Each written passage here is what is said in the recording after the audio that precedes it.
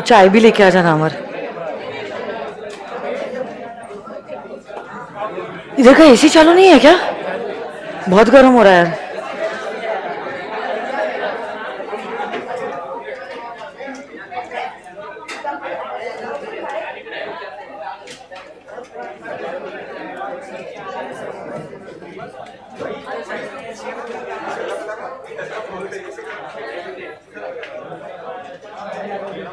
लगा दे, बहुत गर्म हो रहा है। ज्यादा फास्ट मत लगाना तो आवाज आएगी रिकॉर्डिंग।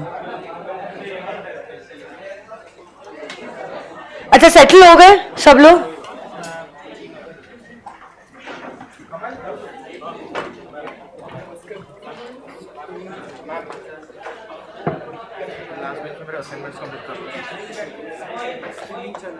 स्विमिंग चालू हो गई क्या? उसको निकाल दे।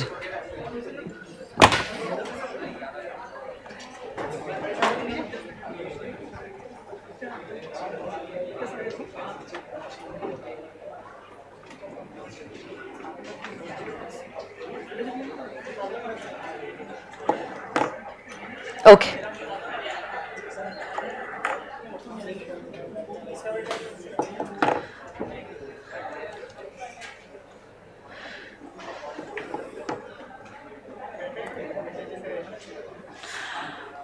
okay, so very good afternoon to all of y'all.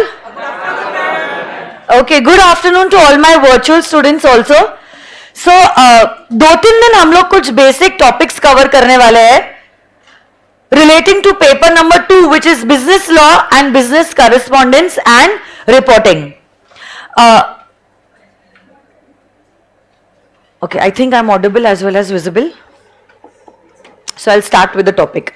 देखो, आप लोग जानते हो फाउंडेशन में आप लोगों को 4 सब्जेक्ट्स होते हैं। कितने सब्जेक्ट्स होते हैं? 4। इसमें से आपका सेकंड पेपर जो है, that is going to be the paper that I am going to teach all.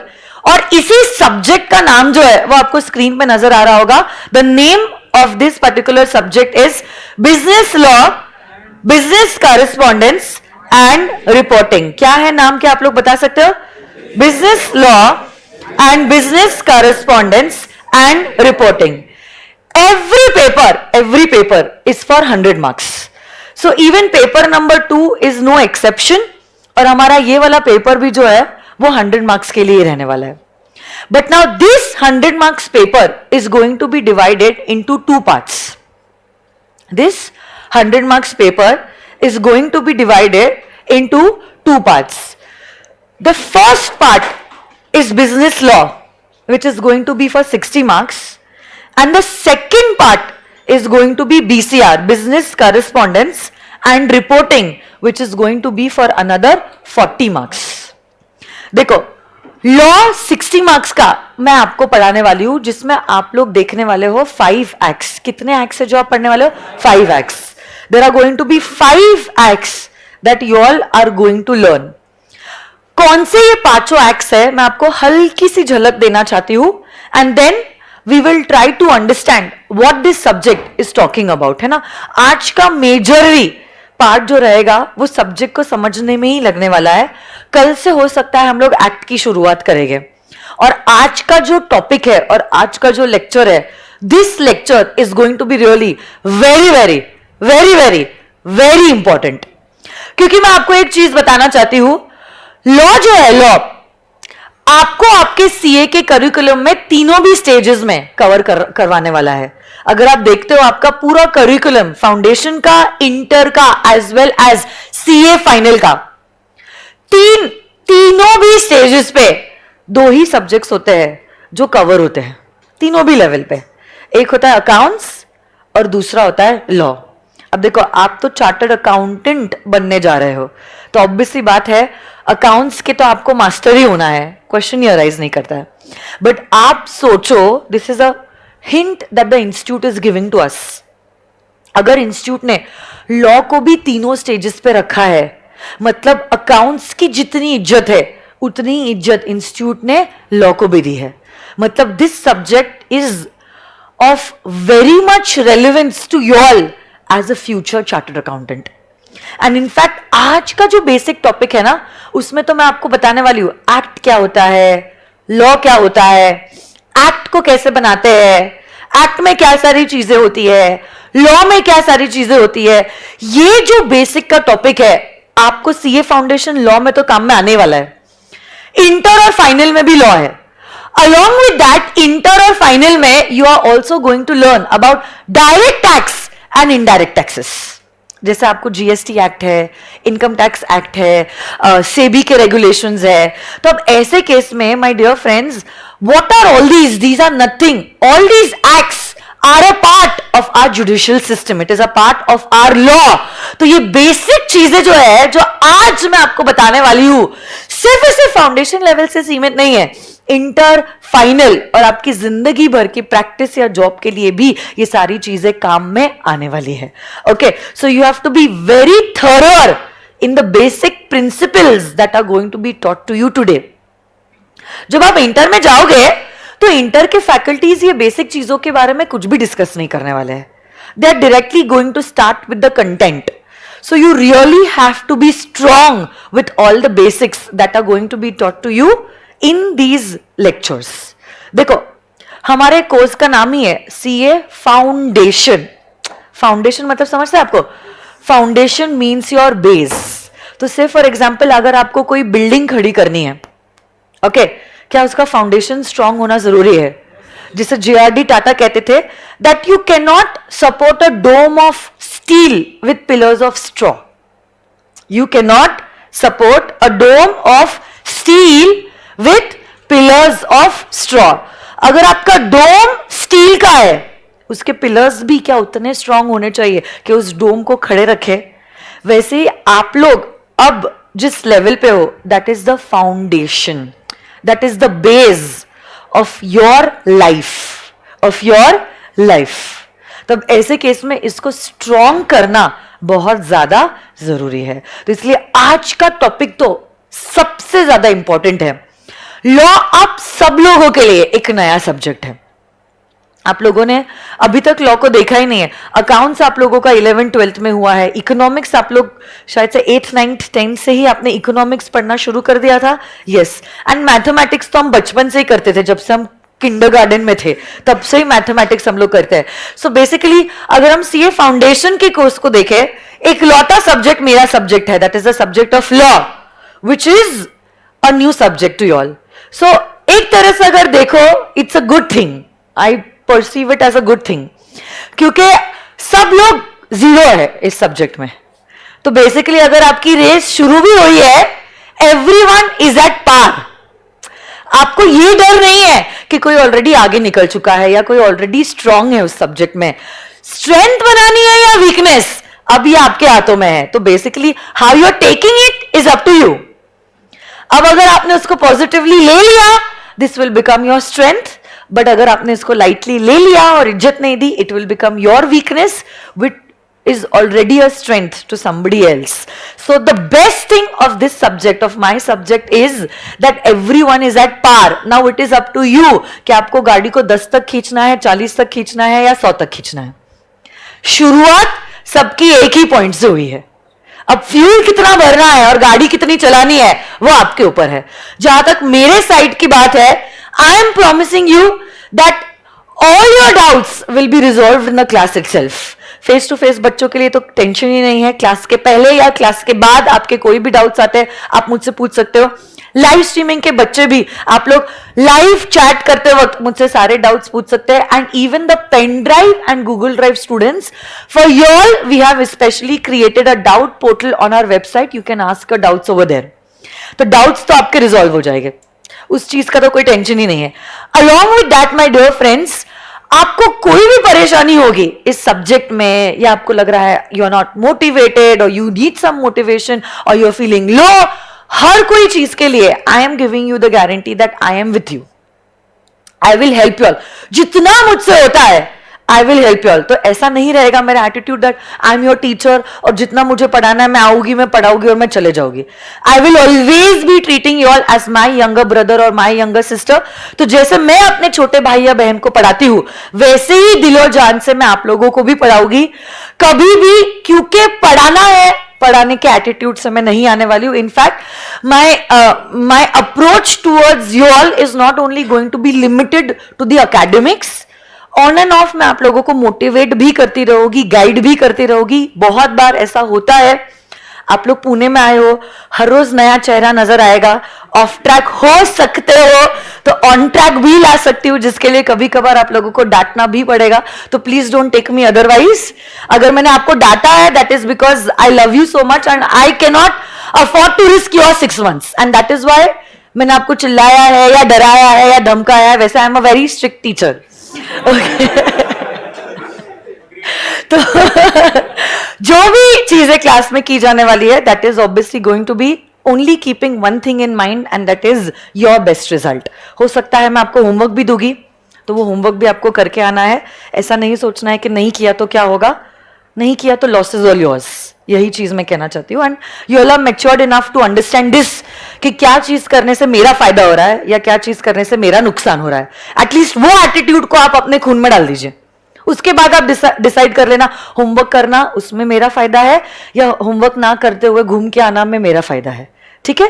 Don't keep the short term vision in your mind, keep the long term vision in your mind and take the decisions for yourselves. मेरा support हमेशा रहेगा, सिर्फ class तक नहीं. Class के बाद I will be taking amendment classes, revision classes. One day before revision classes, I will be taking your test even after the classes gets over. So every kind of support is going to be from my side. How much you are taking is your call.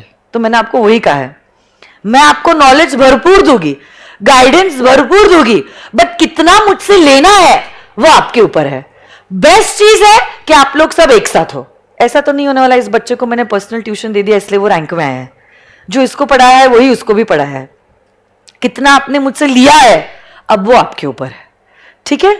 अच्छे बच्चे हो, अच्छे से पढ़ाई करोगे. हाँ बोलो yes ma'am, we will do it. Yes ma'am, we will do it. Very good. चलो आ जाइए.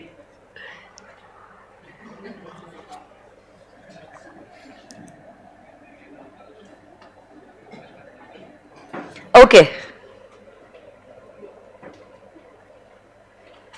आजकल ना ये स्पैमर्स इतने ज्यादा होते हैं. कल सर का वन डे बिफोर रिविजन था EISSM का, उसमें अंकिता पटनी बन के कोई चैट कर रहा था. आज स्वप्निल पटनी बन के कोई चैट कर रहा. कितने निकामे होते हैं बच्चे. आई तो टेक इट वेरी पॉजिटिवली. मतलब अगर मेरे कॉम्पिटिटर्स को इतना समय है कि मेरी बैच कितने बजे उस टाइम पे वो लॉगिन करना, फेक आईडी क्रिएट करना, फिर चैट करना, मतलब मेरी तो जीत की बात है. चलो कोई बात नहीं. चलो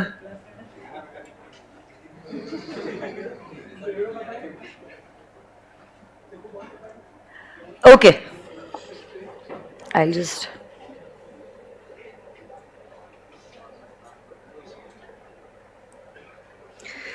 तो मैं क्या कह रही थी, ये जो सब्जेक्ट है ये 2 हिस्सों में डिवाइडेड है. Section A and section B. Section A is relating to law और इसी लॉ में आपको 5 एक्ट्स पढ़ाए जाने वाले हैं. इसी लॉ में आपको 5 एक्ट्स जो है वो पढ़ाए जाने वाले हैं. The first act that we will be learning is the Indian contract act 1872. इसमें यह बताया जाने वाला है what do you mean by a contract. Contract कब वैलिड होता है. कैमरा इज एक ही मिनट.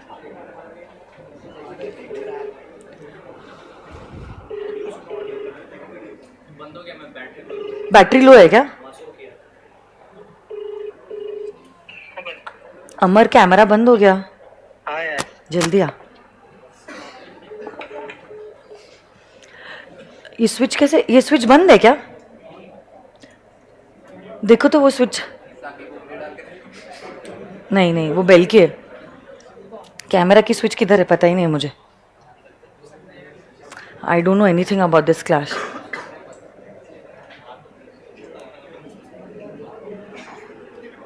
Just 1 second.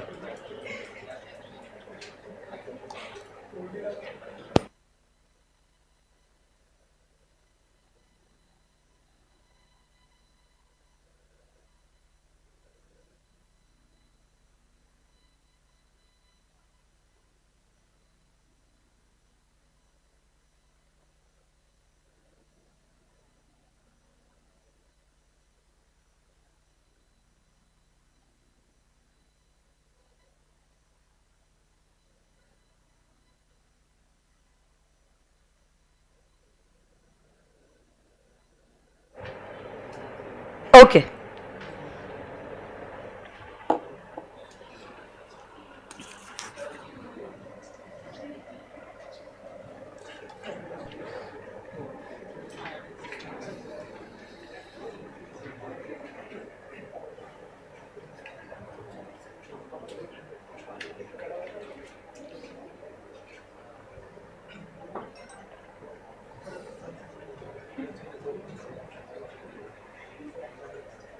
ओके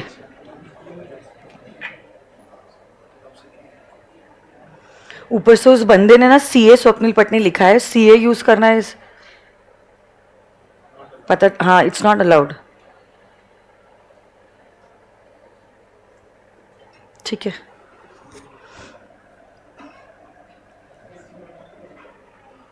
चलो कोई बात नहीं, हो गया ठीक। हाँ तो देखिए there are 5 acts that you all will be learning. The first being the Indian Contract Act 1872, जिसमें आपको क्या बताया जाने वाला है, इस एक्ट में आप पढ़ने वाले हो कॉन्ट्रैक्ट का क्या मतलब होता है, कितनी पार्टीज कॉन्ट्रैक्ट करने के लिए लगती है, when will they be capacitated to enter into a contract, अगर किसी ने आपके साथ कॉन्ट्रैक्ट एंटर किया और वो कॉन्ट्रैक्ट को तोड़ दिया तो आप उसके अगेंस्ट क्या सारे एक्शंस ले सकते हो, इन सारी चीजों के बारे में आप पढ़ने वाले हो in the first act which is the Indian contract act 1872. The second act that you all are going to learn about is the Sale of Goods Act 1930. Sale of Goods Act में मोटा मोटी आप ये पढ़ोगे, जब कभी भी कोई भी सेल का कॉन्ट्रैक्ट होता है, who will be called as a buyer, who will be called as the seller. Goods में कौन सी सारी चीजें कवर होगी, क्या मूवेबल गुड्स कवर होगे, इमूवेबल गुड्स कवर होगे, दोनों होगे, सिर्फ मूवेबल गुड्स कवर होगी, गुड्स को डिफाइन किया गया है। सेलर ने अगर कॉन्ट्रैक्ट को तोड़ दिया, से बायर को वादा किया था कि मैं आज के दिन आपको गुड्स बेचूंगा और नहीं बेचा, तो बायर सेलर के अगेंस्ट क्या सारे एक्शन ले सकता है। अगर बायर ने कॉन्ट्रैक्ट तोड़ा है, से गुड्स ले लिए, पैसे ही नहीं दिए, तो अब सेलर बायर के अगेंस्ट क्या सारे एक्शंस ले सकता है, इन सारी चीजों के बारे में आप पढ़ने वाले हो in the sale of goods act 1930. Along with that, the third act that you all will be learning is the Companies Act 2013. Companies Act एक एक्ट है जो आपको तीनों भी स्टेजेस में पढ़ाई जाने वाली है, foundation, inter as well as CA final. आप लोगों को फाउंडेशन में तो सिर्फ कंपनीज एक्ट की बेसिक चीजें, कंपनी क्या होती है, मेंबर्स क्या होते हैं, कंपनी के फीचर्स क्या होते हैं, शेयर्स क्या होते हैं, डिबेंचर्स क्या होते हैं, एमओए क्या होता है, एओए क्या होता है, बस ये बेसिक चीजें कंपनी से रिलेटेड आप लोगों को पढ़ाई जाने वाली है। ओके तो ज्यादा कुछ नहीं पढ़ना है, सिर्फ बेसिक प्रोविजंस कवर करना है। इंटर में जब आप जाओगे ना, इंटर में मैं आपको पढ़ाने वाली हूं, ज्यादा नहीं, बस सिर्फ और सिर्फ 148 सेक्शंस, बस सिर्फ 148। जी हाँ, इंटर में हम सिर्फ 148 सेक्शंस पढ़ने वाले हैं, क्योंकि ये पूरी की पूरी एक्ट जो है इट कंप्राइजेस ऑफ 470 सेक्शंस। तो इंस्टीट्यूट ने तो फाउंडेशन लेवल पे आपको बस हल्का सा डोज देने की कोशिश की है, तो पिक्चर अभी बाकी है मेरे दोस्त, बाकी सब कुछ आप पढ़ने वाले हो सीए इंटर और सीए फाइनल में। तो सीए फाइनल में 149 से लेकर 470 सेक्शन तक आपको फाइनल में पढ़ाया जाने वाला है। और ये सारी चीजों का बेसिक्स जो है, प्रोजेक्टर बंद हो गया, ये सारी चीजों का बेसिक्स जो है वो कहां पे कवर होने वाला है, फाउंडेशन में। कहां कवर होने वाला है, फाउंडेशन में। हाँ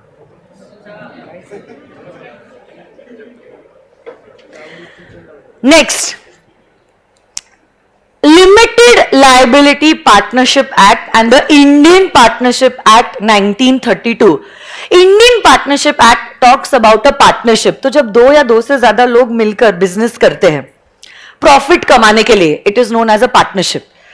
कितने पार्टनर्स मिनिमम, कितने मैक्सिमम पार्टनर्स, पार्टनर्स की क्या राइट्स होती है, पार्टनर्स की क्या ड्यूटीज होती है, नया पार्टनर आया तो क्या होगा, कोई एग्जिस्टिंग पार्टनर छोड़ के चले गया तो क्या हो गया, किसी पार्टनर की डेथ हो गई तो क्या होगा, कोई पार्टनर इंसॉल्वेंट हो गया तो क्या होगा, क्या हमें रिटन डीड बनाना जरूरी है, प्रॉफिट किस रेशो में वो शेयर करेंगे, ये सारी चीजों की जानकारी आपको मिलने वाली है in the Indian partnership act 1932। और कंपनीज एक्ट और पार्टनरशिप एक्ट को कंबाइन करके जो एक्ट बनती है that is the LLP act, that is the LLP act. It is a kind of a organization, LLP is a kind of an organization to do business. तो यही LLP के क्या features होते हैं, उसमें कितने पार्टनर्स होते हैं, इन पार्टनर्स की क्या ड्यूटीज और क्या राइट्स होती है, इसके बारे में हम लोग पढ़ने वाले हैं in the limited liability partnership act. Contract act भी आपको पूरा नहीं है फाउंडेशन लेवल पे, आपको सिर्फ 75 सेक्शंस इंडियन कॉन्ट्रैक्ट एक्ट के फाउंडेशन लेवल में पढ़ाए जाने वाले, बाकी सब कुछ आप पढ़ने वाले हो वहां पे मतलब कहां पे, सीए इंटर में। सो बेसिकली सीए इंटर में जो बाकी का सिलेबस है कॉन्ट्रैक्ट एक्ट का वो आपको पढ़ाया जाने वाला है, जैसे कि contract of indemnity, guarantee, bailment, pledge and agency. ये स्पेशल कॉन्ट्रैक्ट्स के बारे में आप पढ़ने वाले हो सीए इंटर में। फाउंडेशन में आपको 6 यूनिट्स है और ये 6 यूनिट्स में आप लोग सारे बेसिक टॉपिक्स कवर करने वाले हो। And let me tell you one thing, contract act पिताजी है, उसके 2 बच्चे हैं, sale of goods act and partnership act. तो अगर आपका कॉन्ट्रैक्ट एक्ट ही वीक है, आप समझ लो सेल ऑफ गुड्स एक्ट और पार्टनरशिप एक्ट आपका स्ट्रांग हो ही नहीं सकता है। अर्लियर ये तीनों भी एक्ट्स एक ही थे 1972 में, सब कुछ एक ही था, but this act became very bulky act, बहुत हैवी एक्ट हो गई थी, मतलब सब कुछ इसमें डाल दिए, सेल से रिलेटेड प्रोविजन भी इसमें, पार्टनरशिप से रिलेटेड प्रोविजन भी इसमें, स्पेशल कॉन्ट्रैक्ट से रिलेटेड प्रोविजन भी इसमें, बेसिक भी इसमें, इतनी सारी चीजें डाल दी थी, बहुत बल्की हो गया था ये एक्ट।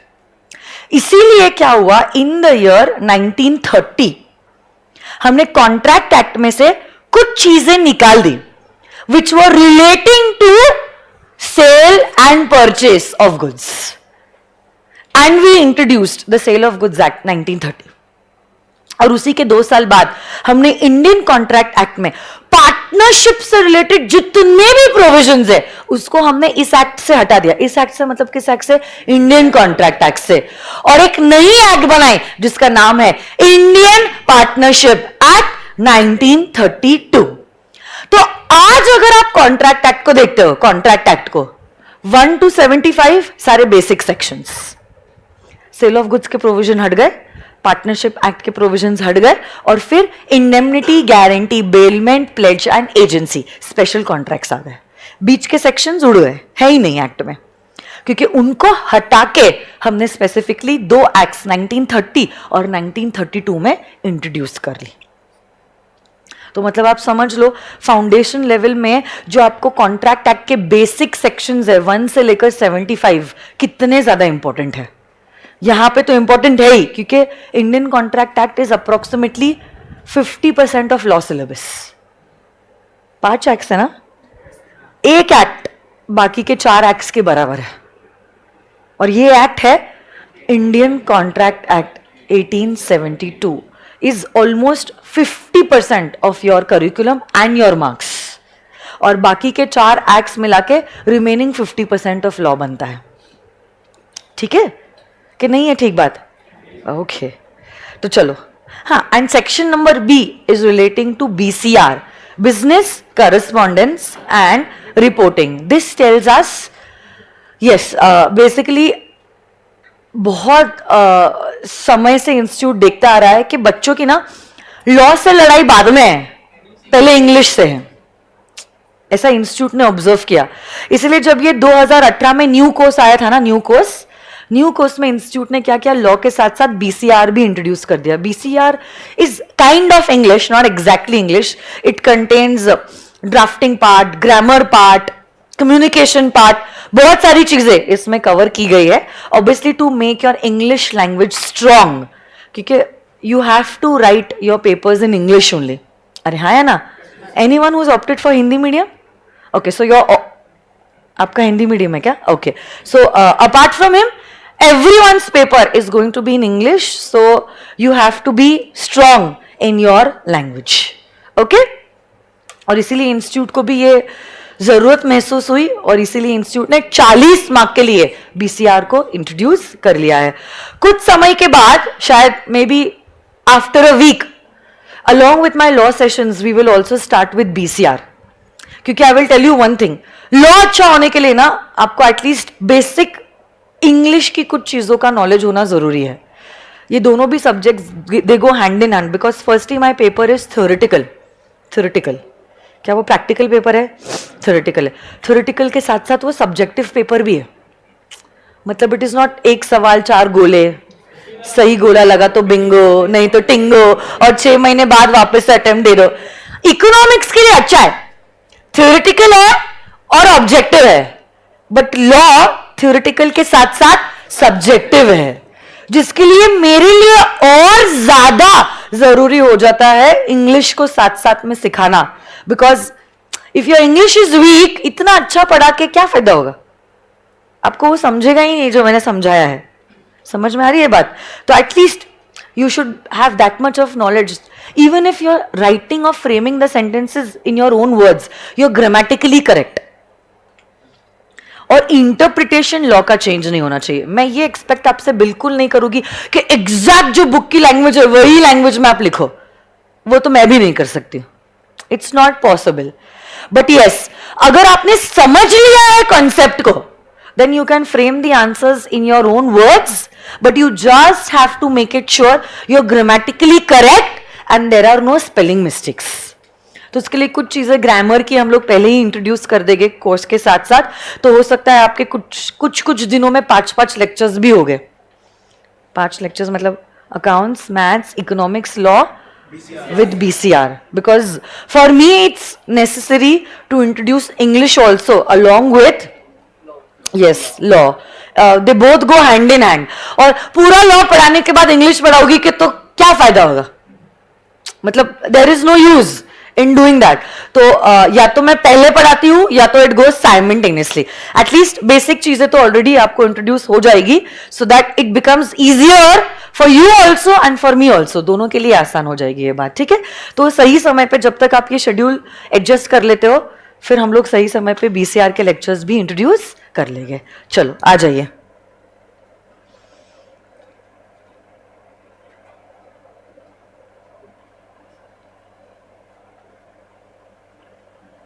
ओके,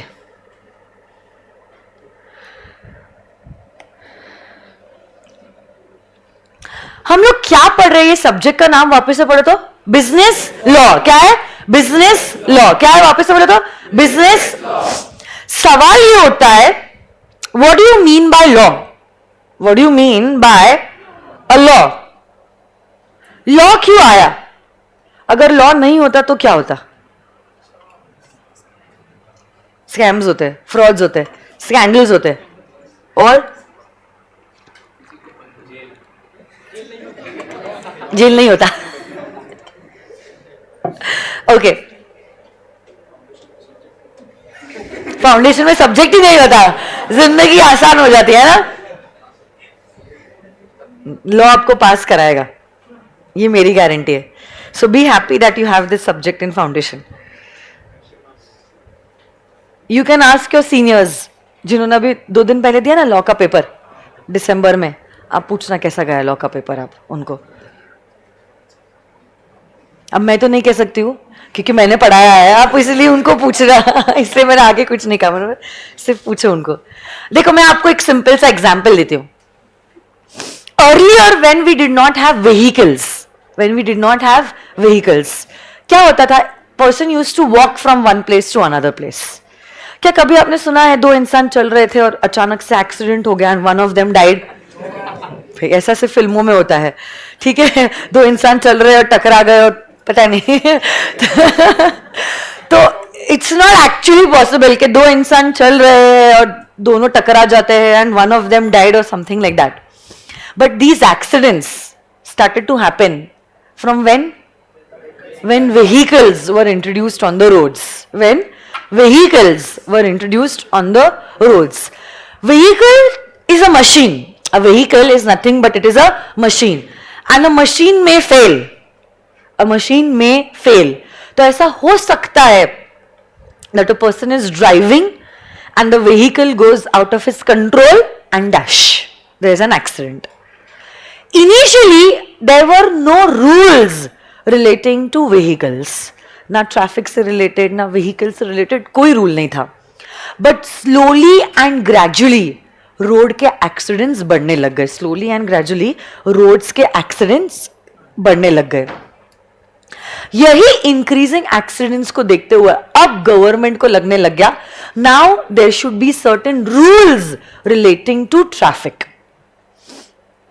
अगर आज हमने इन रूल्स को इंट्रोड्यूस नहीं किया, ग्रेजुअली जैसे जैसे व्हीकल्स इंक्रीज होते जाएंगे ये एक्सीडेंट्स भी इंक्रीज होते जाएंगे और पब्लिक एट लार्ज का इंटरेस्ट हैम्पर होगा.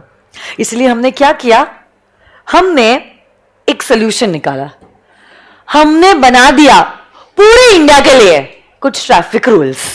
तो जैसे कि हम देखते हैं traffic lights, signal, red means stop, green means गो.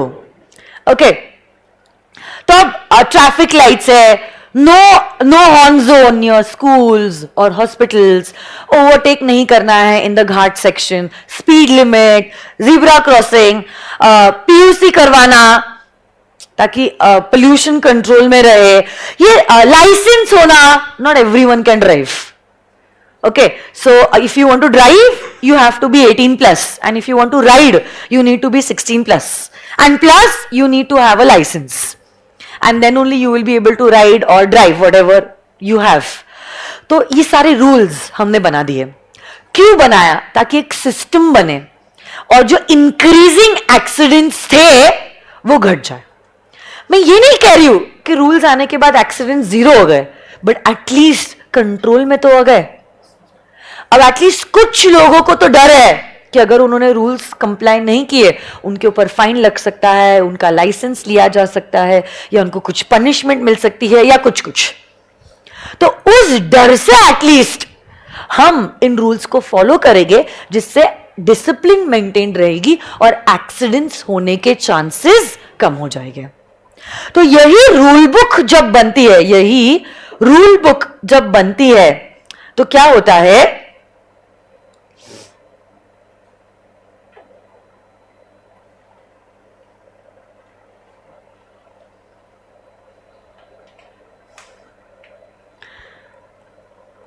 यही rule book is laid down in both the houses of the parliament. Both the houses of the parliament मतलब क्या? Lok Sabha and the Rajya Sabha.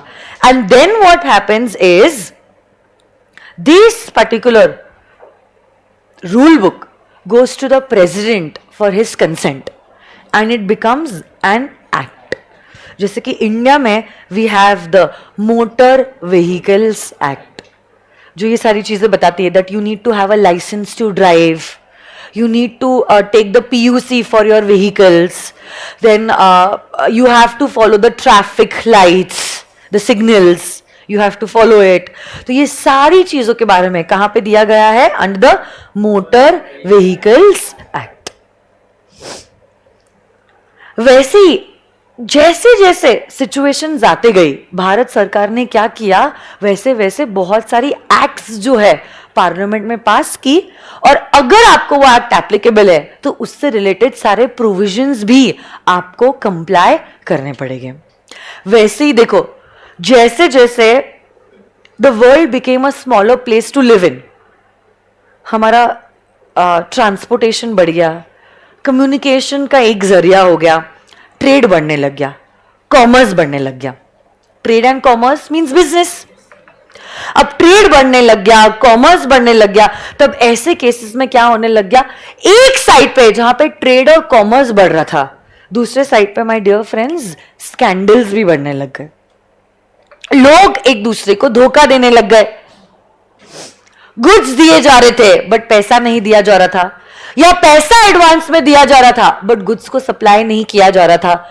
इन सारी चीजों को देखते हुए और पब्लिक का जो कॉन्फिडेंस डिक्लाइन हो रहा था उसको रीगेन करने के लिए अब भारत सरकार ने सोचा now it is necessary for us to pass a certain act and that is why we made this rule book which was laid down in both the houses of the parliament, Lok Sabha and Rajya Sabha. Then it went to the Honorable President of India, after which it became an act which you have in your syllabus, which is known as the Indian Contract Act 1872. क्या कहते हैं इस act को बोलो तो? Indian contract act 1872। इसी act में अब हमने सारी चीजें बता दी है। कब आपके बीच के अग्रीमेंट को कॉन्ट्रैक्ट माना जाएगा, कब आप कॉन्ट्रैक्ट एंटर कर सकते हो, किसी पार्टी ने अगर कॉन्ट्रैक्ट को ब्रीच किया है तो क्या होगा, क्या हमें डैमेजेस मिलेंगे, क्या हम उसके अगेंस्ट केस फाइल कर सकते हैं, क्या हम उसको वही चीज जिसका उसने वादा किया था कॉन्ट्रैक्ट में करने का वो उसको करने से इंसिस्ट कर सकते हैं। ये सारी चीजों के बारे में लिखा गया in this act which is known as the Indian contract act 1872। और इसी एक्ट के बारे में हम बहुत सारे दिन पढ़ने वाले हैं। Almost 50% of the lectures are going to be relating to this act, क्योंकि अगर सिलेबस उतना है obviously number of hours dedicated to this particular act is going to be proportionate. Okay, क्या है हमारे पहले एक्ट का नाम बोले तो Indian contract act 1872। But before we go into the provisions of any act, कोई भी एक्ट पढ़ाने के पहले सबसे पहले तो सवाल ये उठता है कोई भी एक्ट बनता कैसे है, कोई भी एक्ट बनता कैसे है, कोई भी एक्ट बनता कैसे है।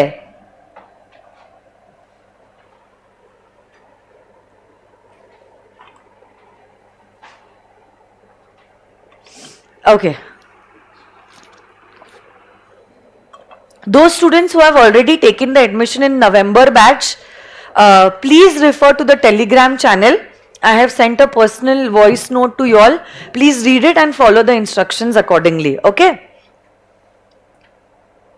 Gayatri?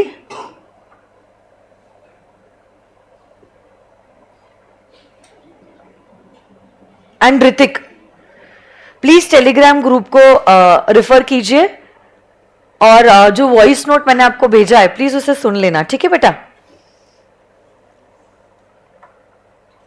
ओके, तो सुनो मेरी बात, कोई भी एक्ट बनता कैसे है?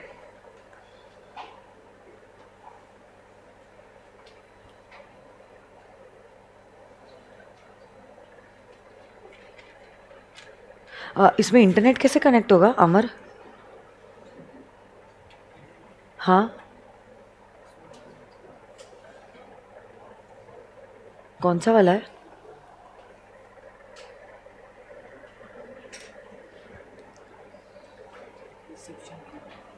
रिसेप्शन क्या?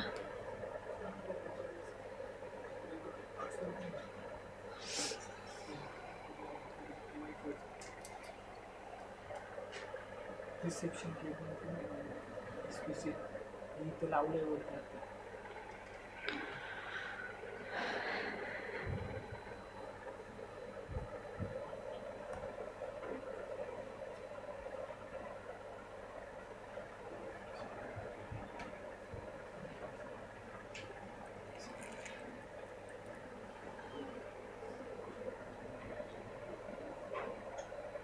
अच्छा रहने दे, फोन का कनेक्ट कर ले।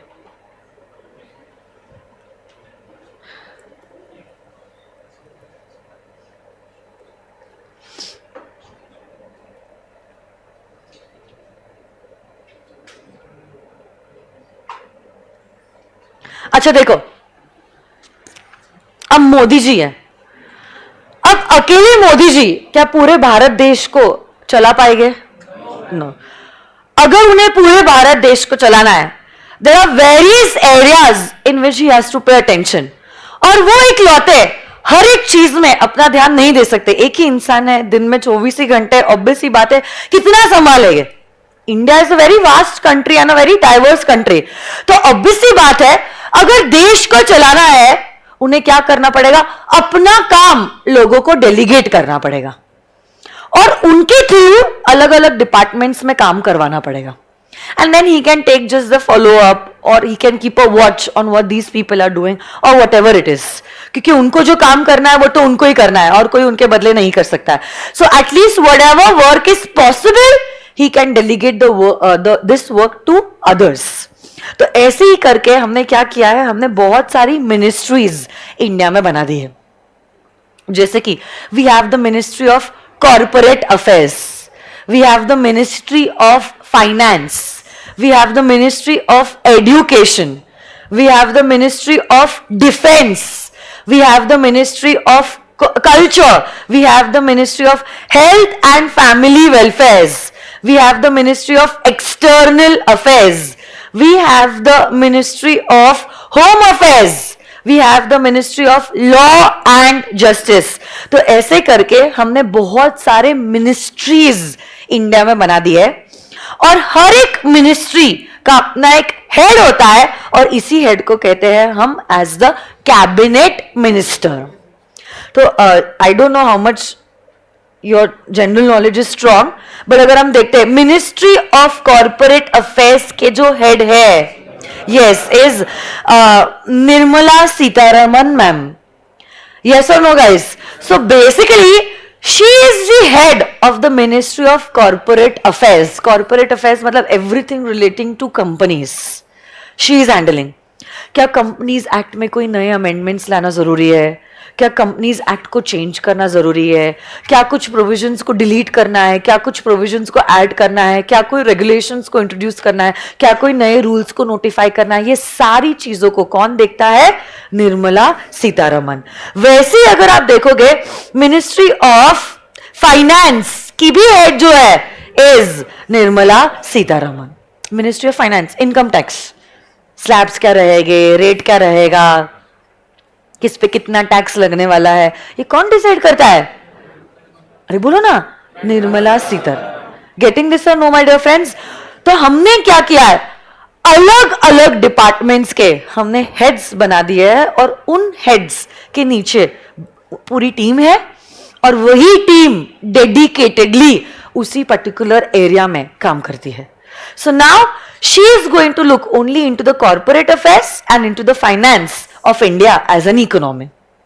वैसे ही अगर आप देखोगे होम अफेयर्स के जो कैबिनेट मिनिस्टर है is mister Amit Shah. Are you aware about this?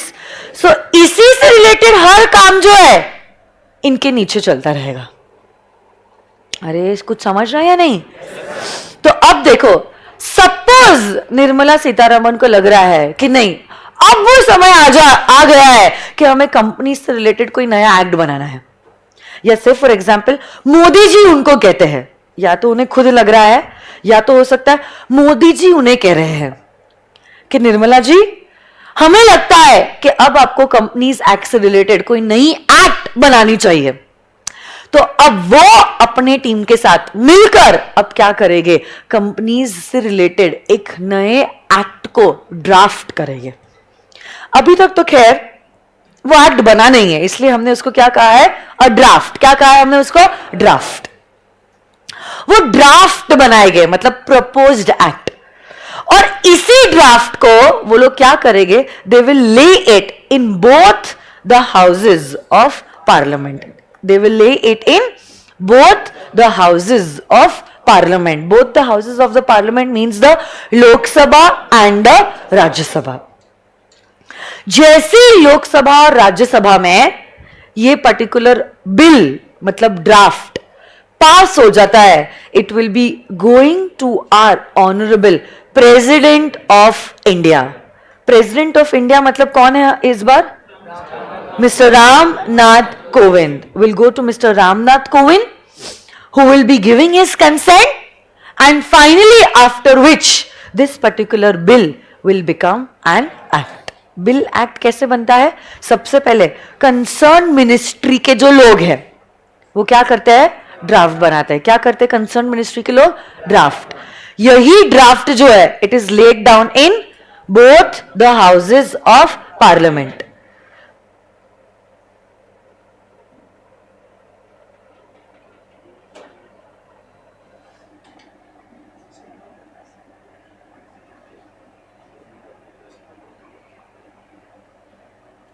Okay. And once it is passed in both the houses of the parliament, it will be going to the President of India for his consent. Once he gives his consent, this particular draft becomes an act. This draft becomes an very good. तो देखो, अगर कोई आपको पूछता है act कैसे बनाई जाती है, कोई अगर आपको पूछता है एक्ट कैसे बनाई जाती है, तो कंसर्न मिनिस्ट्री के लोग पहले ड्राफ्ट बनाते हैं, they lay it in both the houses of the parliament, after which it goes to the president, he gives his consent and then it becomes an act. Okay, तो अब सवाल ये उठता है कि एक्ट और लॉ दोनों सेम है या अलग अलग है? एक्ट और लॉ दोनों सेम है या अलग अलग है? द आंसर इज दोनों अलग अलग है। हम क्या पढ़ रहे हैं? सब्जेक्ट का नाम क्या बोले तो? Business law. हम क्या पढ़ रहे हैं?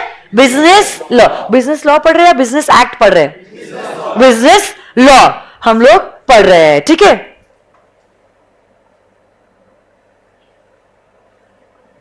एक मिनट। हाँ,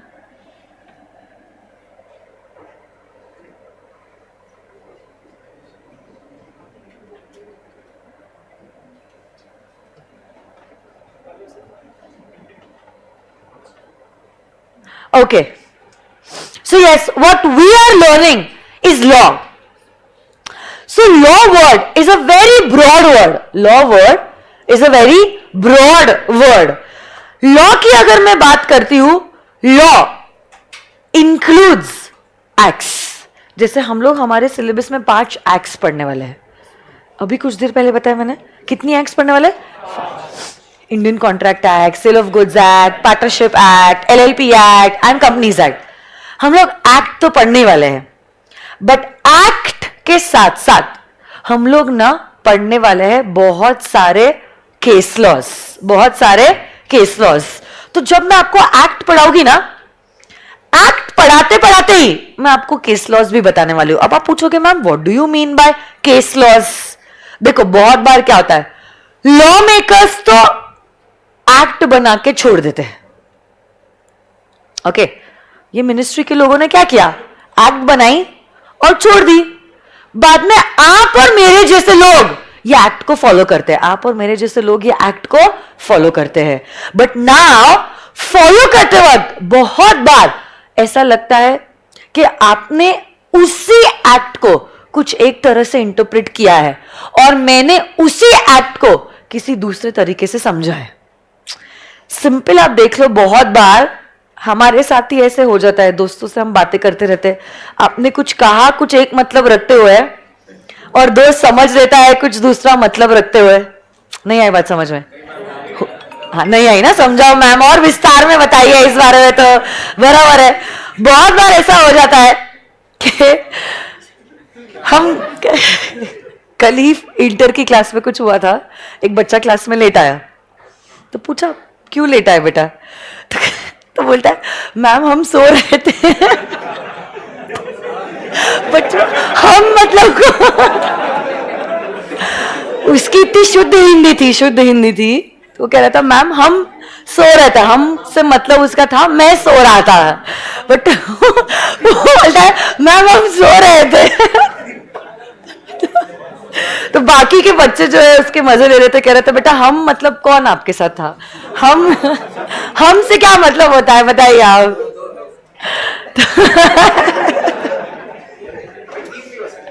उस बच्चे का नाम ही हमने हम रख दिया है कल से।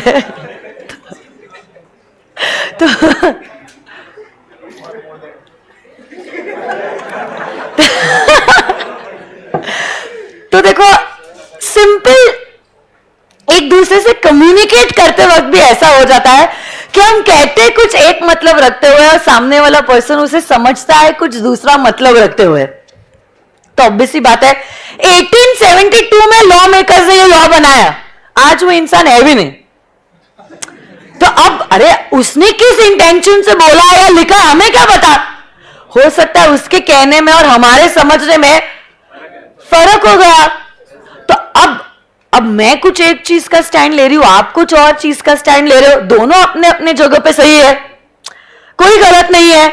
तब ऐसे केस में कौन सही कौन गलत, कुछ तो एक कंक्लूजन करना जरूरी है ना। तो इसीलिए जब ऐसी सिचुएशन आती है we go to the judicial system.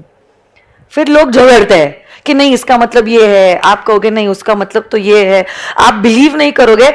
ऐसे ही लॉ के बेसिस पे व्हाट हैपेंड इज वोडाफोन और इनकम टैक्स डिपार्टमेंट का एक केस हुआ था जिसमें माय डियर फ्रेंड्स 11,000 करोड़ के टैक्स की बात थी। आपको दिख रहा है income tax of 11,000 crore. And supreme court ने डिसीजन दिया था, बेसिकली इनकम टैक्स एक्ट में कुछ प्रोविजन था, वोडाफोन ने उसको एक तरह से इंटरप्रेट किया था और डिपार्टमेंट ने उसको किसी और वे से इंटरप्रेट किया था। जिस तरह से वोडाफोन ने उसको इंटरप्रेट किया था उसके हिसाब से Vodafone was not liable to pay tax, but income tax department कह रही थी you are liable to pay this 11,000 crore की टैक्स लायबिलिटी। तो अब दोनों झगड़ने बैठ गए, डिपार्टमेंट और वोडाफोन लिमिटेड। टैक्स दे नहीं दे, दे नहीं दे, ये कह रहा है देना पड़ेगा, वोडाफोन कह रहा है नहीं नहीं हम नहीं देंगे टैक्स।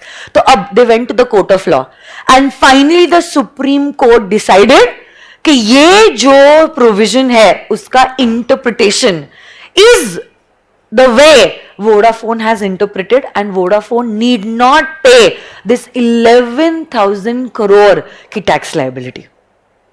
तो अब कोई प्रोविजन से रिलेटेड अगर कुछ जजमेंट आया है, okay, judgements are not a part of the act, वो तो बाद में आए क्योंकि दो लोगों के बीच के झगड़े हुए, वो कोर्ट में गए और कोर्ट ने कुछ इंटरप्रेट करके अपना डिसीजन दिया। तो वैसे जजमेंट्स भी हम लोग देखने वाले हैं, वैसे जजमेंट्स भी हम लोग क्या करने वाले हैं, देखने वाले हैं। और जैसे जैसे मैं एक्ट पढ़ाऊंगी वैसे वैसे I will also be talking about all these case laws. बहुत सारे केस लॉज के बारे में हम पढ़ने वाले हैं, जैसे कि Lalman Shukla versus Gauri Dutt, Balfour versus Balfour, carbolic smoke, Carlill versus carbolic smoke ball company, बहुत सारे केसेस है। कॉन्ट्रैक्ट एक्ट में, कंपनीज एक्ट में, एलएलपी एक्ट में, सेल ऑफ गुड्स एक्ट में, पार्टनरशिप एक्ट में, ये सारे केस लॉज के बारे में भी हम पढ़ने वाले हैं। तो अगर कोई प्रोविजन से रिलेटेड कुछ जजमेंटल केस लॉ है तो ये केस लॉ के बारे में भी आपको क्लास में पढ़ाया जाएगा। And along with that my dear friends I will also be teaching you all the rules. Okay, जैसे एक्ट जब बनती है, एक्ट कैसे बनती है, एक्ट मिनिस्ट्री के लोग ड्राफ्ट बनाएंगे, फिर कहां जाएगा ये draft, in both the houses of the parliament, और उसके बाद किसके पास जाएगा, president, and then it will become an act. But let me tell you, ये पूरा का पूरा प्रोसीजर है टू ड्रॉ और draft an act, but rules are made by the ruling party, central government. Rules are made by the central government, मतलब ruling party। तो Modi ji rule बनाएंगे अभी करंटली जो रूलिंग पार्टी है वो। सो आप खुद मुझे बताओ क्या बनाना आसान है, एक्ट या रूल्स? रूल्स। अरे क्योंकि पार्लियामेंट में तो रूलिंग पार्टी के साथ साथ ऑपोजिशन भी है ना, तो आपको मोदी जी के साथ साथ क्या राहुल गांधी भी दिखाई देंगे, मनमोहन सिंह भी दिखाई देंगे? अरे हाँ या ना, बोलो ना। झगड़ा झगड़ी मारा मारी तोड़ा फोड़ी सब दिखता है या नहीं दिखता है आपको? देखते हो कि नहीं आप लोग? This doesn't happen while drafting of rules. Why? Because rules are made by the ruling party. हाँ, तो आज मोदी जी को नींद नहीं आ रही है, रात में सोचा कि चलो क्या करूं मैं, क्या करूं क्या करूं, चलो रूल्स बना देंगे। अगले दिन रूल्स नोटिफाई भी हो जाएंगे और आपको एप्लीकेबल भी हो जाएंगे। This can not happen for act, क्योंकि एक्ट में you have to lay down and take the permission from both the houses of parliament. आ रही है क्या बात समझ में? हाँ या ना? तो हम लोग जब लॉ पढ़ने वाले, बिजनेस लॉ, क्या पढ़ने वाले हम लोग? Business law. हम लोग एक्ट के साथ साथ, रूल्स के साथ साथ केस लॉज भी देखने वाले हैं। क्या क्या देखने वाले हैं? एक्ट के साथ साथ, रूल्स के साथ साथ केस लॉज भी देखेंगे। तो law is a very broad word to include act plus rules plus case laws. Yes और नो गाइस? पक्का? Okay, everyone has to have a separate notebook for law, ठीक है? And you can take your books from office and plus I want one two two more things. I want a permanent marker and stick notes. बताओ ना किसी के permanent marker और stick notes. नहीं ऐसे मतलब स्मार्ट, हाँ वो वाला मार्कर दो, लेके आओ यार बेटा। स्टिक नोट्स भी दे दो, फेंको मत। Okay, these are stick notes and these are permanent markers. ये वाले markers लेना for my book because my books are colored glossy books. So if you will write it with a ball pen or a gel pen, na, it will smudge. So if you don't want to invest in this pen, you can buy these stick notes. Then write it with a normal pen on this stick note and stick this stick note in your textbook. Okay? And if you want to directly write, what you can do is you can use this pen and you can directly write. But बहुत बार क्या होता है ना, इतनी ज़्यादा space नहीं है textbook में. So I tell the students to write down the example on the stick note and then we stick it in the textbook itself. So थोड़े कुछ पैसों के लिए अपने लाखों बर्बाद मत करना, कुछ स्टेशनरी में इन्वेस्ट कर देना. I don't expect anything else except for 3 things: a separate notebook, okay, these stick notes and this marker pen. That is it. Stationery के हिसाब से what I will be requiring for my complete class. I will be giving you all the material that is required. आपकी main book, आपका question bank, आपका PPT book, आपका chart book, सब कुछ मेरे साइड से ही आपको जाने वाला है. तो बुक्स में आपको खर्चा नहीं करना है, आपको सिर्फ एक छोटी नोटबुक लानी होगी. छोटी मतलब normal A4 size notebook, around 100 pages की नोटबुक इज सफिशिएंट. ज्यादा भी जरूरत नहीं है बिकॉज हर हफ्ते 4 से 5 क्वेश्चंस के आंसर्स आप लिखोगे and certain examples. Majority examples we will be quoting in the text book itself, ताकि सारी चीजें एक साइड ही रहे. और नोटबुक में आप राइटिंग प्रैक्टिस बहुत ज्यादा करने वाले हो, तो मैं आपको होमवर्क देने वाली हूँ डायरेक्ट थ्योरी क्वेश्चंस का, और केस स्टडी बेस्ड क्वेश्चंस मैं क्लास में आपको सॉल्व कराऊंगी. तो उसके लिए मुझे नोटबुक चाहिए. जितनी ज्यादा प्रैक्टिस उतना ज्यादा confidence. It is as simple as that. आप याद कीजिए आपकी 10th की एग्जामिनेशन. 10th का प्रिपरेशन आपने 10th में भी नहीं, 9th से ही चालू कर दिया था. 10th के लिए भी नहीं रुके आप. And that is why you are so confident for the examination. ऐसा नहीं था कि 10th का सिलेबस इजी था और इसीलिए आप कॉन्फिडेंट थे और अच्छे मार्क्स आए. Believe me. But why you never thought of Fehling in 10th standard examination? Because बचपन से, फर्स्ट स्टैंडर्ड से बच्चे के दिमाग में डाल जाता है board board board board board, seriously लो सीरियसली लो सीरियसली लो. और 9th से उसकी पढ़ाई भी चालू कर देते. कुछ बच्चे तो 8th से ही चालू कर देते साइंस और मैथ्स के लिए. Seriously. So basically you don't even wait to come in to 10th standard. You start the preparation right from standard 8. तो ऑब्वियसली बात है, इंग्लिश में मतलब बच्चों के एसेज भी लर्न हो जाते हैं. इतना प्रिपरेशन हो जाता है उनको. अब पता रहता है कि ये 10 ऐसे के अलावा कुछ आने ही नहीं वाला है, इसमें से ही कुछ आने वाला है. सोचने की भी बात नहीं, run run run run run लिख दो. इतना, what is this? This is the level of preparation. And वही लेवल ऑफ प्रिपरेशन हम लोग फाउंडेशन लॉ में भी करने वाले हैं. The confidence is going to be the key to your success. People think of failing because they are not prepared.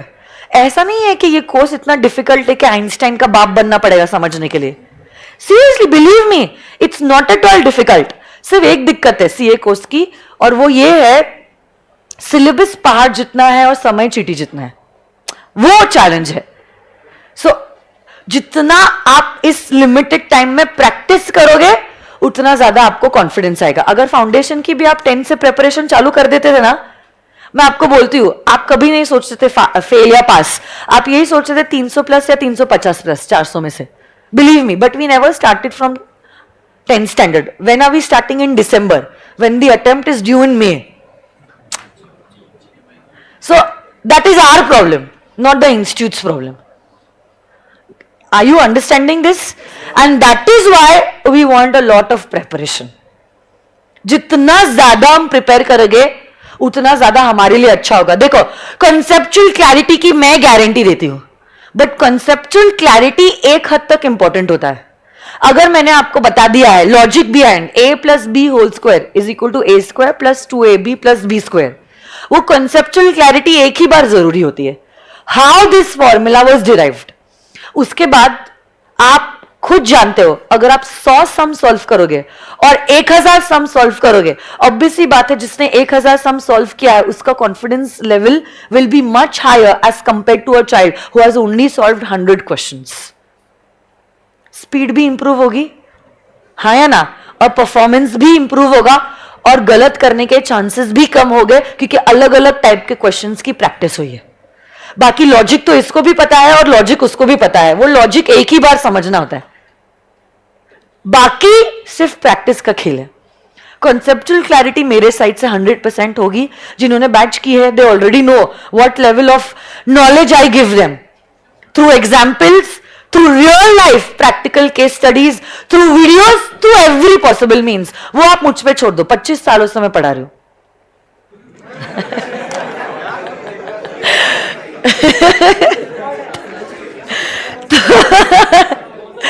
उतना experience रहा है मेरा, मतलब इतनी मैचेस लिए हैं मैंने. So I know basically I am a combination of both knowledge as well as fun learning. तो ऐसा नहीं है कि चलो ट्रेडिशनल मेथड में लॉ पढ़ाओगी और फिर आपको लगेगा कि कहाँ फंस गए यार, कहाँ सीए कोर्स में आ गए. That is never going to be your attitude, at least for my subject. This is my guarantee. मतलब इतने स्मूथली आपका सब्जेक्ट हो जाएगा, लर्न भी हो जाएगा, कंसेप्चुअली भी समझ लोगे, रिटन प्रैक्टिस भी हो जाएगी, and you will never feel कि मेरे क्लास में आपको बोर हुआ है. This is my guarantee. उतने लेवल तक मैंने प्रिपरेशन किया है और मैं कभी आपको महसूस होने नहीं दूंगी कि लॉ सब्जेक्ट कितना टेक्निकल है. It is very technical. आप किसी और बच्चे को पूछ लो, या तो आप इंस्टीट्यूट की मॉड्यूल खोल लीजिए, that will be sufficient. You will understand how technical the subject is. But मैंने उसको इतना ईजी किया है, मैंने जानबूझ के बॉलीवुड एक्टर एक्ट्रेसेस के एग्जाम्पल्स लिए हैं so that the fun element is created. Real life example, companies act में तो हम देखने वाले, सत्यम में क्या स्कैंडल हुआ था, एनरॉन का क्या स्कैंडल हुआ था, why Subrata Roy Sahara was sent to jail for 3 years. So you will actually holding subsidiary सिखाते वक्त मैं आपको बताऊंगी, होल्डिंग कंपनी जो है वो Reliance industry limited has more than 90 subsidiary companies. Reliance retail limited, Coal India limited has 8 subsidiary companies not for profit. उसमें मैं आपको बहुत सारे एग्जाम्पल्स दूंगी, जैसे कि CRY, child rights and you, being human, Patanjali Ayurveda limited. तो इतने practical example, real life examples जिनके बारे में आप सुनते हो या न्यूज में देखते हो, automatically you will get that interest in the subject. So you will never feel this subject is a theoretical subject. मतलब though it is theoretical, my approach towards this subject is going to be very practical, which will automatically create this interest in this subject. And in fact, अगर आपका favourite subject law बन गया, इसमें सबसे बड़ी जीत मेरी है, believe me. So this is going to be my attitude and my goal. You just have to be sincere towards yourself and attend my classes. This is the only thing that I'm expecting from you. मैं एक चीज आपको बताना चाहती हूँ बहुत ही दिल से. In the last 2 years, you know what the world is suffering from. और आप लोग जानते हो इससे हर एक फैमिली जो है वो अफेक्ट हुई है. और आपके माँ बाप ने बहुत मेहनत करके और बहुत सैक्रिफाइसेस करके आपकी एडमिशन इस क्लास में ली है. Please try to make the best out of it. Okay, आप लोग जानते हो बहुत सारे लोगों की जॉब्स कोरोना के टाइम पे चले गए थे, उनके सेविंग्स यूटिलाइज हो चुके थे, बट फिर भी आपके पेरेंट्स ने आपके एजुकेशन पे कुछ कमी नहीं आने दी है. They have sent you to Pune और whatever it is, virtual students, आप लोग घर पे बैठे बैठे ये फैसिलिटी ले रहे हो. You are getting this opportunity to learn from the best. If you want to be the best, obviously you have to learn from the best. उन्होंने एक बार भी नहीं सोचा है कि ये पैसों का क्या होगा, उन्होंने सोचा है पैसे बच्चे के एजुकेशन के लिए, उसके फ्यूचर के लिए आपने एडमिशन ले लिया है. It is a personal request. ऐसा नहीं है कि उनको आके किसी ने पैसे दिए हैं, उन्होंने मेहनत करके ये पैसे अपने लिए और आप लोगों के लिए जमा किए हैं. They are investing in you. Please उसको आप वेस्ट मत करना. This is a request from me to you, from their side. आप जब इस क्लास में आओगे, ये दरवाजे से जब आप अंदर आओगे, आपको दिमाग में ये सोचना है कि मैम को जो मैंने फीस दी है उसको मैं कैसे मैक्सिमम यूटिलाइज करूंगा. This should be your attitude when you are coming in this class. देखो क्लास के बाद आपको जो करना है करो. I am not going to ask you. फिर आप एफसी रोड जाओ या केपी जाओ, एक के साथ घूमो या 10 के साथ, that is not my problem. Do whatever you want to do. But जब आप मेरे क्लास में आ रहे हो, it is a request not for me but for them. उनको आप सिर्फ ध्यान में रखना. आप प्लीज यही एटीट्यूड रखना कि आपने क्या मैक्सिमम करना चाहिए ताकि मैंने जो मैम को फीस दी है वो मैं सबसे ज्यादा वसूल कर सकूं. फिर आप मुझे पूछना और मैंने मना किया तो आप मुझे ब्लेम करना. आप मुझे पूछ के तो देखो मैम कैसे मुझे पढ़ाई करनी है, या क्या अप्रोच रखना चाहिए, कितने घंटे पढ़ाई करनी चाहिए, कौन से सब्जेक्ट की कब पढ़ाई करनी चाहिए, वीकेंड जब क्लास में छुट्टी रही. आप कुछ भी पूछो मुझे, मैंने आपको पहले ही बोला है I will never say no to you. हाँ, provided it is relating to this academics और समथिंग लाइक दैट. बाद में मुझे आप कुछ पर्सनल क्वेश्चन पूछोगे तो I don't know, क्योंकि कुछ बच्चे पूछते हैं. I don't want to get into all that.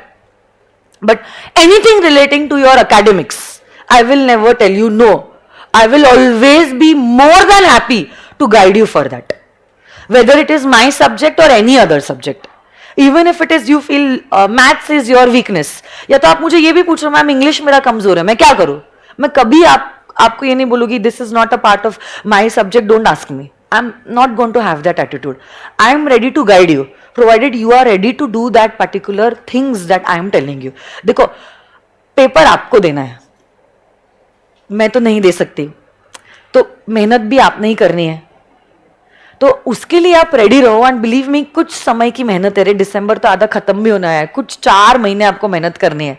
उसके बाद आपको क्या, एग्जाम का रिजल्ट 2 महीने बाद आने वाला है. 2 महीने आप करो ना, 4 पिक्चर देखो दिन भर में, कोई कुछ नहीं बोलता है. 10 बजे 12 बजे उठो, डायरेक्टली लंच के लिए उठो, कोई कुछ नहीं बोलने वाला. सोना है सो, रेस्ट करना है रेस्ट करो, पिक्चर देखनी है पिक्चर देखो, घूमना है घूमो, सिंहगढ़ जाना है सिंहगढ़ जाओ, कुछ भी करो.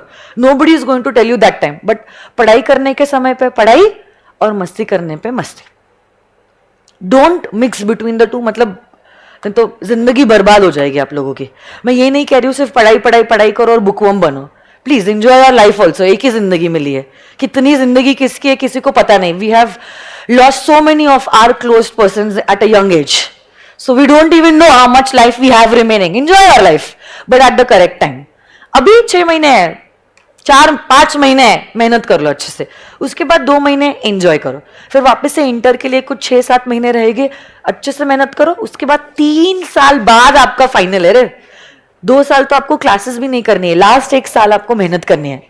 वो समय पे मस्त एंजॉय करने का, चिल करने का, ऑफिस में बहुत सारी चीजें सीखने की.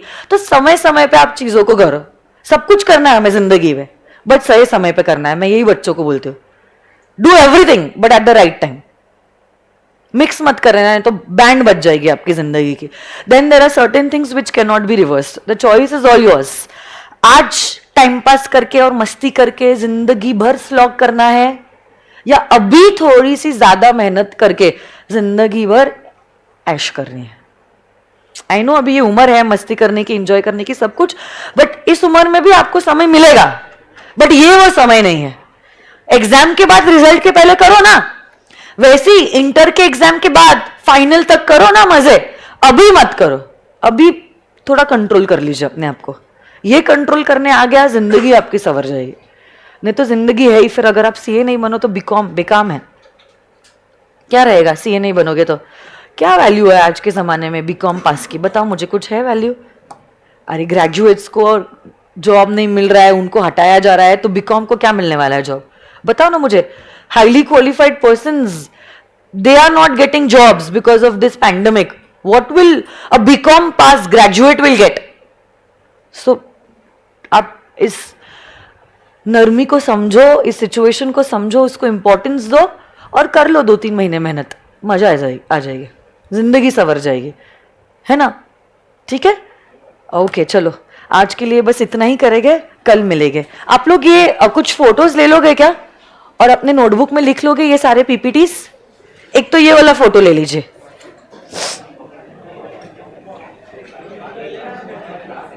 ये एक फोटो ले लीजिए, लॉक आउट. ठीक है, ले लिया ये स्क्रीनशॉट. और इस वाले पे आ जाइए. एक इसका फोटो ले लीजिए, सिर्फ इतना लिख के आ जाना कल आप, ठीक है? ओके, आज के लिए इतना ही करेंगे। धन्यवाद, कल मिलते हैं, बाय बाय।